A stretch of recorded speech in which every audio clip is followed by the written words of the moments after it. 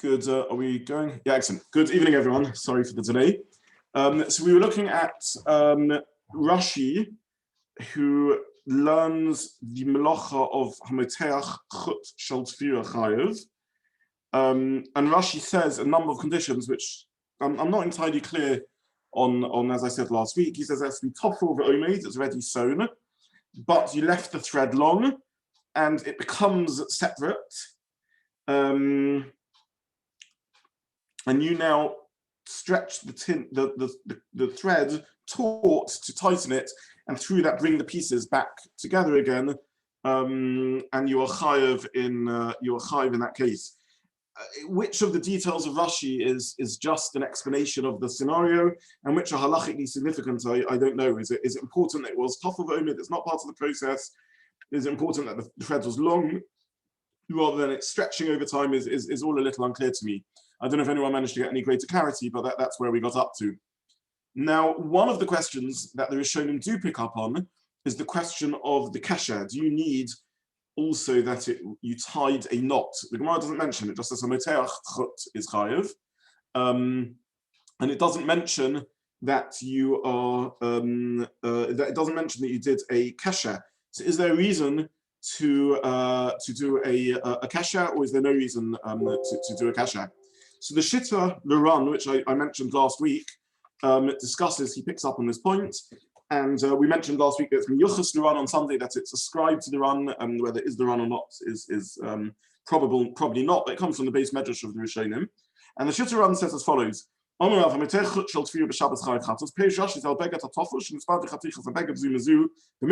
quotes Rashi, and then he says,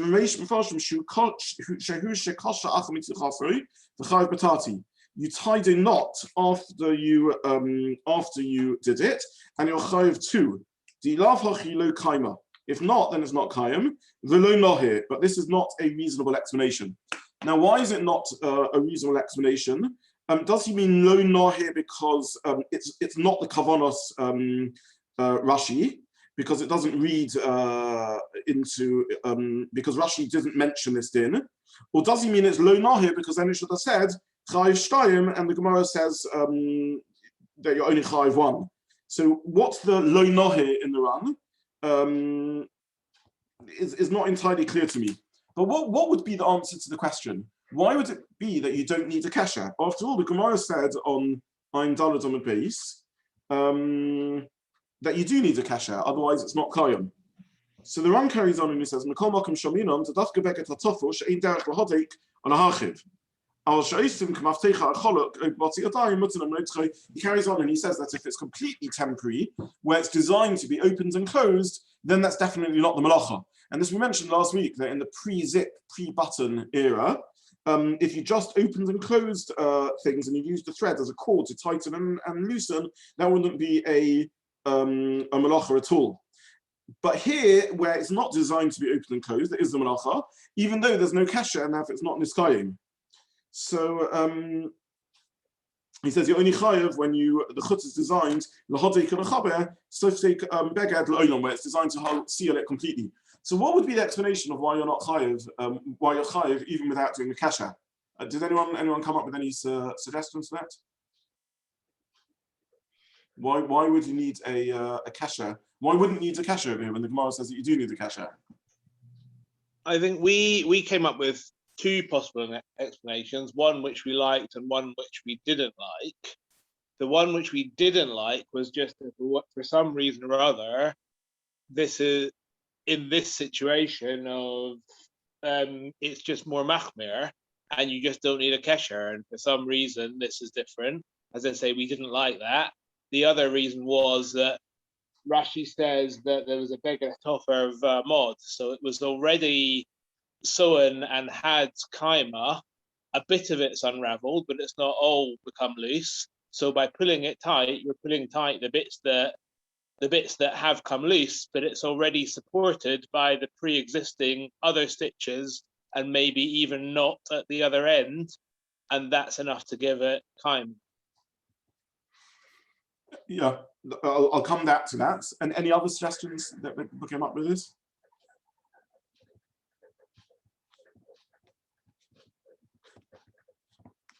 Okay, so I thought along similar lines to your second explanation, Martin. That the first one I'll share your dislike of because it doesn't really answer the question. But the second explanation I think is a good one. I think the answer is that Rashi would say, Rashi's going lishatoso. Rashi says you've already sewn the beged. Now, if you've already sewn the beged, that means there is a kasher on either end of the thread. So there is a kasher. It's not going to unravel completely, except what? It's become loose because the thread was too long and it wasn't pulled taut. So now you're pulling it taut and you're tightening it. The tightening, the question over here is whether the tighteningness of the beged needs a kasher or not. Does the tightening need a kasher or not? Now, if after you pull it taut, you tie a kasher, then the additional tightening that you create will have a kasher to hold it in place. If you don't do a kasher when you put it tight, then the tightening won't be permanent. However, the original kasher is sufficient to ensure that it'll still stay stitched. It just won't stay stitched tightly. So Rashi and the Ram seem to be of the view that as long as you have a kasher to ensure it will still stay stitched, because it won't unravel completely because there's a kasher, the fact that the tightening that you're adding isn't permanent doesn't matter. Even though you haven't added a kasher to it, it doesn't matter because the stitch as a whole will stay tight. So the melacha is, the chiddush of our sugya is that the tightening of the stitch is enough to make it a tofer, according to Rashi. And the additional nuance of chiddush in this is that even though there's no knot, that will ensure that the tighteningness is permanent. The tighteningness is temporary because there's no knot to keep it in place. Nonetheless, that is sufficient. Which means to say that when the Gemara says you need a knot because of a hollow kaiman, because otherwise it's impermanent, the Gemara's fear of impermanence is if it will completely unravel. But here, where there is a knot, and therefore it won't completely unravel, even though the tighteningness doesn't have a knot, and the tightening addition that you're putting in place by pulling it taut will unravel, that doesn't concern the Gemara. That's not called a melacha, that's not miskayames. A melacha isn't only called kayom because it lasts. Nothing lasts forever. The Gemara's concern is that if it will unravel completely, that undoes the melacha. But if it won't unravel completely because there is a knot, it's just the tightening element that I'm adding will eventually slip off. That doesn't matter, as long as the Ran says, this is not designed to be open and closed constantly and used like a button or a zip or a Velcro.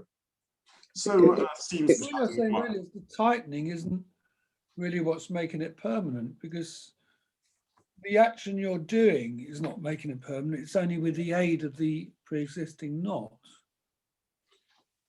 Correct, and that doesn't matter. The impermanence ruins a melacha, but you don't need to create the permanence to make a melacha. So were there to be no stitches, then the impermanence would negate it from being a melacha. But you yourself don't have to do the knot in order to make the melacha. Were you to find let's say you sew threads and one end is already knotted before Shabbos, that doesn't matter because it's a permanent stitch that you've created as long as you knot the other end. You don't have to create knots to do the melacha. You don't have to create the permanence to do the melacha. Impermanence will ruin it from being a melacha. That's the diuk that seems to come out from our sugya. I'm a bit confused. Sorry. If someone stitches 3 stitches and there's no knot on it, right? That has kayama, yeah? That's a saw, right? Yes. So one of the stitches comes loose, and then he's Mote'ach it and tightens it. Then it's got its kayama again, right? The one stitch might come loose again. The other 2 would probably stay permanently stitched. Isn't that in conflict with what we're saying here? That you don't even need a knot if you're going to have 3 stitches. There could be another answer to the question that you have multiple stitches, and where you have multiple stitches, you don't need a knot. That's also true. But the Ram doesn't seem to imply that that's the only Shiur of Rashi. We saw in the previous sugya that you have, at least according to the Rambam, you have 1 or 2 alternatives, either multiple stitches without a knot or 2 stitches with a knot. But Rashi doesn't seem to mention either condition. And that's what's bothering the Ran on Rashi. And the Ran, Rashi would seem to hold it doesn't matter that there's no knots in the tightening, because it's sufficient that there are knots at the ends of the threads that it can't unravel completely. Now, what does that mean? The addition that you're doing is not knotted, it's not permanent. The answer is, since it can't unravel completely, that doesn't matter. So we now have a better reading of Rashi. The loose stitching is still tefillah. There's no halacha in tefillah that has to be a tight stitch. I want to ask you, halacha l'maisa, if I sew a garment together with a loose stitching, am I chayiv or not? The answer is, as Rashi says, the beged is tofer v'omed. Even when it's a loose stitching, it's called a tefillah. The chiddush of the sugya is that a tightening of the stitching is an additional level of tefillah. But even the loose stitching is a tefillah. And therefore, even though I didn't knot the tightening, and therefore the tightening will wear off eventually, but it won't become unstitched completely, and therefore you're chayiv. Because even when it was loose, it was tofer v'omed. There's no halacha that has to be completely tight to be chayiv for tefillah. Let me give you a mashal to this. There's a lot of discussion in bishul. If you cook food, ein bishul acha bishul. There's no cooking after cooking. Once food is cooked, if you cook it again on Shabbos, you're not chayiv. But what if you partially cook food? So you take raw food and you make it semi-edible, machal ben drasoy, it's a third or a half cooked. It's rare, a piece of rare steak. So you're chayiv for that bishul because you've taken food and you've cooked it somewhat. If you then cook it again and you make it more cooked, it could be in that situation, it could be your chayiv again because you've done an additional layer of bishul to it. So that would seem to be how Rashi is learning our sugya. It's tofer v'omed. Even once it went a bit slack, it's still tofer, it's still sewed. You did a tefillah by doing a slack tefillah. But you're now tightening it, so you're doing an additional tefillah. The tightening doesn't need a knot because the loose stitch has a knot. So it's not going to unravel completely. The additional layer of tightening, okay, eventually that will unravel. That doesn't make it not a melacha. So you'd be higher for, in simple terms. You'd be, if you did it in 2 helamot, you'd be higher for both your initial tofer v'omed, and then you had a second helam. You'd be higher for your Mote'ach as a separate act. I think so. Yes, that's what I'm suggesting. Yes, that's okay, what. Thank you. Yeah, I have to. I promised when I started the Shiur I would always tell you when something's clear and when it's not. I'm telling you explicitly, this is not clear cut to me. This is said tentatively, but this is the best attempt I have at the reading of Rashi. This seems to me a reasonable reading in Rashi, and my eyes were opened to the reading of Rashi by the side question of a kesher, because I was left with the puzzle, the paradox. How can it be that you don't need a kesher, and yet it's a melacha when you stitch you do need a kesher? The answer has to be because the original stitching has the kesher. But how are we meant to make sense of this? Because the addition is I'm tightening it. It must be that the tightening is an additional tefillah, but it doesn't mean that the original or now become loose tefillah ceases to be a tefillah. And then I noticed this is what Rashi says, because Rashi says, shel tefillah beged tofer v'omed. The beged is already sewn. So the chiddush is yesh tefillah acha tefillah. You can sew, and a loose sewing is a sewing because it's joined, and then you tighten it, and that's a second sewing because now it's tightly joined, and that's enough to be an additional malacha of joining. And the halacha, there isn't a shear given to how tight stitching has to be. Loose stitching is also stitching because it combines the two cloths together, albeit not tightly. That's my attempt at reading Rashi. Could you do it in Ask about the shiur of kayama, which seems to be different for tefillah and for kshira. And even in the Mishnah Berurah, he spells it out. You can tie a kesher that's eino shel kayama, that would be enough to make your tefillah kayama, but not be chayav for the kesher. So, how long does it have to last, and why is it different for tefillah than kshira? I don't know. We discussed when we learned the sugya of tefillah and kashira what's called permanent, because nothing lasts forever. Nonetheless, the Gemara assumes that 2 stitches is too impermanent without a kasher. 3 stitches where they pull against each other and therefore have a tension against it is permanent enough for tefillah. So these are matters of borders. I don't know how to say more than that. We're not given a time limit or a shear of a timing for it. The second thing we discussed is to what degree kosher and tofer are synonymous malachas. And that we went through at length. Again, I'll just urge you to do chazorah on what we discussed, but it would appear that the point of tefillah is that the stitching essentially becomes insignificant. Once you stitch, the point is that the garment now becomes one garment, whereas with kosher, the chashivas, the malacha seems to be that you have made the knot. So the malachas of kosher and tofer both join 2 pieces together, but the point of tefillah is not the stitching. The stitching is a means to make one thing out of 2. Whereas with kosher, the significance is the kesher that you've created. We saw therefore that a tolda of tofer is medabek, is gluing things together. There isn't a need in principle for stitching. Stitching is just the av melacha of one way of joining things, but the whole point of the stitching is that it becomes effectively you now end up with one piece of cloth out of the stitching rather than two. We saw Ramosha's Svara, the Aruch HaShulchan Svara, who said that the point of stitching is that you just you don't undo the stitching, you just you cut the stitching in order to rid it. It's harder to get rid of, and various Svaras of the sort. But that was again our attempt at understanding the definition of kosher, of tofer versus kosher. Where do you draw the? Can I just ask you, is it possible to postulate that if you tighten it a bit, then you're chayav, and then you can tighten it again, you'd be chayav again? Because I mean, where do you draw the line? Are you saying that it's only separated a little bit in any case, and what you're doing is bringing it together by tightening it, but how much do you have to bring it together to be chayav? I don't know. Rashi uses this vague language of miktas. Rashi doesn't seem concerned with how much. So I don't know, if you tighten it with a noticeable increase of tightness, that would be enough to make you chayav. Rashi doesn't seem bothered by. Then could you be chayav again if you then really did it completely? Say you didn't. So it would appear. So very good. Yeah. So it would appear. Rashi doesn't bother. Rashi evidently isn't bothered by defining the extra tightness. He just says miktas. And also Rashi is prepared to call the loosened garment tofer v'omed. It's already sewn up. So even a loosely joined garment is called tofer v'omed.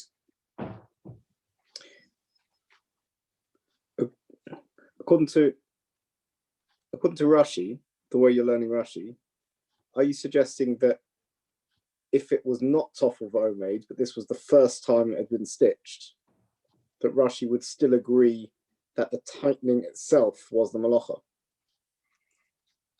No, I'm suggesting that the reason Rashi doesn't talk about that scenario is because if it's the first time without a gap, it would merge into one malacha.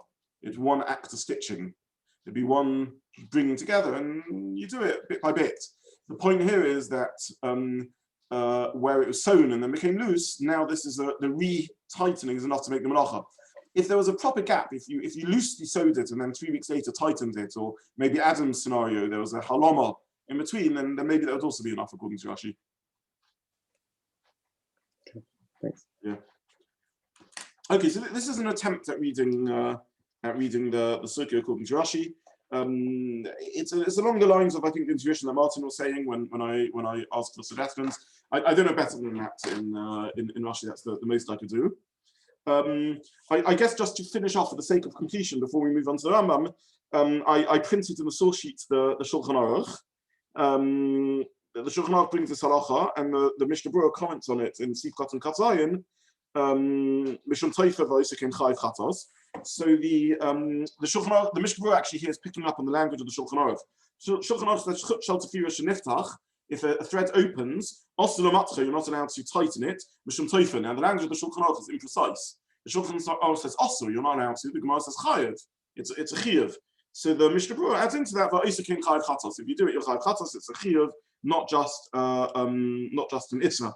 But there's a lot of when you learn through the Shulchan Aruch and Hilchos Shabbos, it's not entirely clear if he was always medaktik to distinguish between osur and chayiv. Even though the Gemara is medaktik, the Shulchan Aruch wasn't, because it's nowadays in the post-carbon world, it's not always so relevant whether it's a draisa or drabonon. Then the Mishnah Berurah adds, "V'husha asa kesher b'soif, afila einu shel kiyama, av v'lo kesher klal potter." Now, here I'll revisit Max's ha'ora, that there's a difference between a kesher, where a kesher shel einu shel kiyama is enough to be chayav for tefira. This ties into what we discussed previously, that the Rishonim asked that if every tofer needs a knot, then you're always chayav 2 times when you do. There's no such thing as just doing tofer by itself, because you'll always be chayav twice. And the run that we just read seems to pick up on that, because he said that those who say you need to do a knot would say you're chayav twice. And we saw the Rishonim give a number of answers to this question. Either they say that it's enough to do a kesher shel einu shel kiyama, or enochanami you're chayav twice, it's always 2 melachos, or where you have an intention to unravel it. They give various answers to why you wouldn't be chayiv, why you wouldn't always have to be chayiv twice. But either way, the Mishnah Berurah says that here you either have to have a kesher, or if it's 3 tefillos that you tighten, then you would be chayiv even without a kesher, as per Tofer. Then in the Shahat Siyun, which is very interesting, he brings from the Eli Rabbah, who says that even if you tighten without a knot, it'd be Osa D'Rabbanan. And he says maybe that's why the Shulchan Aruch used the language of Osa and not Chayav, in order to include the case where it'd be Osa, and where you don't do a knot. And then he brings from the Pri Megadim, who says maybe you'd be Chayav even without a kasher, where you have other stitches besides those who have separated. And therefore, when you tighten the 2, you would be Chayav even without tightening 3. So basically, we have a number of scenarios. If you just tighten 2, the Psak of the Shulchan Aruch is the Mishnah Berurah is your only chayiv if you knot it. However, it may be your asa, it's asa even if you don't knot it. If you tighten 3, everyone would agree you don't need to knot it. In the same way as if you sew 3, you don't need to knot it. If you tighten 3, you don't need to knot it. And then finally, he brings from the Pri Megadim, who says if you tighten 2, but there is a 3rd and a 4th and a 5th and a 20th stitch, since you're tightening something which is part of an assembly of stitches, that's enough. In other words, even though my specific tightening was only of 2 stitches, not a 3rd stitch, nonetheless, since it's part of a length of stitching, that doesn't matter. Now, this to me, again, is a little bit analogous to the svara that we said before. Even though my tightening is only 2 stitches, it becomes part of a length of stitching, and therefore it doesn't need the kasher, which again sort of sounds to me like a similar sort of svara, that my tightening is enough to make me chayev, even though in the act itself I didn't do the kasher, because then it merges with the larger part of stitching. It's like an additional stitching. It's a second stage of stitching that's part of a longer stretch of stitching. And therefore, in the same way as we said as far that they're not originally enough, who are doing the extra stitching that's there is also enough. That's what appears to me to be a sort of similar sort of idea in the thinking of the Pri Megadim that the Shatzian brings. Okay, so this is the shitta of Rashi in the sugya, and as I said, this sugya took me by surprise because it's a very short sugya and ends up pretty unclear. I just want to spend a few minutes talking about the view of the.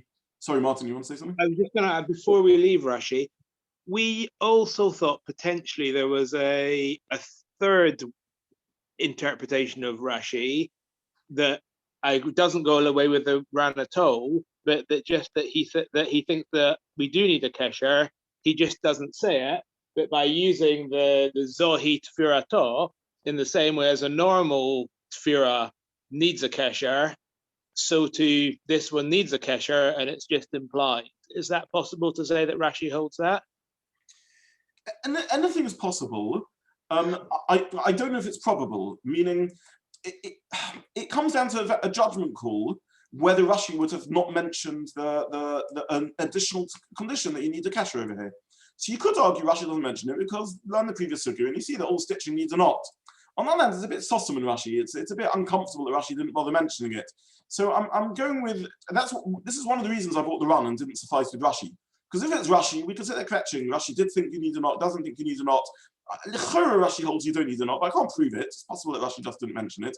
But the run explicitly says Velona Hiras. The run explicitly says, I'm happy to take this on, that you did not need an additional knot. So the Shita Run is a source, even if we're wrong in Rashi, that at least there is such a thought in the Rishonim that you don't need a knot. So and it may be that when the Ran says Velo Nohi, he means it's not Nohi as a good reading in Rashi. I'm not sure exactly what the Ran means, but you may be saying that's ridiculous. You can't read Rashi like that. Rashi wouldn't have forgotten to mention that you made a knot. So I guess your point is fair. In practical halacha, we effectively have a machlokas. The Mishnah Berurah takes on that there is a knot. The Rashi is unclear whether there's a knot or not. The Ran brings that some say you do need a knot, and the Ran himself says you don't need a knot. So effectively we end up with the machlokas Rishonim, the view that the Ran quotes, and the view that the Mishnah Berurah adopts, and perhaps this is what Rashi meant, is that there is a knot. And then the Ran himself holds that you don't need a knot, and probably this is also what Rashi would agree, that you don't need a knot. That's the sikkum of the different views in the sugya. Did you see the Rashi as it's brought in next to the Ran itself? Next to the Rif. Next to the Rif, yes.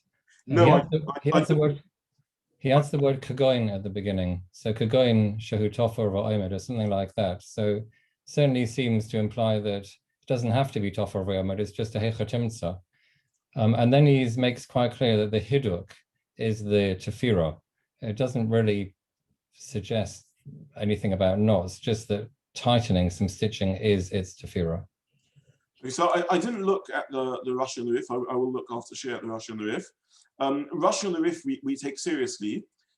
Just to remind you, the editing process of Rashi and the Rif, it wasn't done by Rashi. Years after Rashi was put together, the Rif arrived in the Ashkenazi world, and many yeshivas in Ashkenaz adopted the practice of learning the Rif, and therefore someone cut and pasted from Rashi and created a sort of fake Rashi on the Rif. Nonetheless, very often, and this was done in Germany, by the way, because the anonymous editor who did this changed all the Lase Rashi. Whenever Rashi brings a Lase in translation, he changes it from Old French to Old German. Nonetheless, we take Rashi on the Rif seriously, because often it was certainly done in the times of the Rishonim, so it's at least effectively a super commentary on Rashi by another Rishon, and very often it reflects alternative manuscript versions of Rashi. So your point, Elio, in bringing the Rashi deserves to be taken seriously. However, the translation of the word kagoin in Rashi is not clear-cut. In modern Hebrew, the word kagoin means, for example. The literal meaning of the word kagoin is kagavon, as in the situation of. And it's not clear-cut that the word kagoin means, for example, in Rashi. It might well mean kagoin as in the situation of, and therefore be precise. This is something that Pnei Yeshua discusses extensively, and takes us on a little tour of Rashi throughout Shas, in many cases where Rashi says kagoin, and there appears to be a pattern in Rashi. Again, Rashi and the Rif is a little different, but let's say we had a Rashi, a definite manuscript in Rashi that said kagoin. It's not at all clear-cut that Rashi means by that. For example, in the modern slang use of kagoin, probably Rashi used it in the more grammatical form, in which it was kagavon, in the way of, and kagoin doesn't mean like in current Hebrew of for example. But I'm not going to go to war over this, because as I said, anyway, it's possible Rashi just means an example over here. I'm very unclear in Rashi whether Rashi means just telling us a story, or whether Rashi's comment is meant as a precise halachic scenario, and therefore invariably the case. Is the in the way of, does that mean i.e.? Yes, i.e. It could mean i.e. Yeah, the question is, does it mean e.g. or i.e.? Yeah, exactly right. Thank you. Okay, we'll stop here because I want to catch Mariv. In the middle of giving Shiur, I noticed Josh staring at me out on the screen. So welcome back, Josh, and a massive mazel tov on behalf of the whole chaburah on your simcha. A demonstration of the dedication and hasmatas haTorah that you're back. You must be exhausted, but very delighted to have you back with us. Yeah, I didn't follow anything, but I'm here. Okay, but you got the schar of being in the base of Mete'ach and the virtual Mete'ach. So lovely to have you back, Josh. And mazel tov. Have a lot of nachas. Amen. Thank you. Very good. Good evening, everyone. Thank you.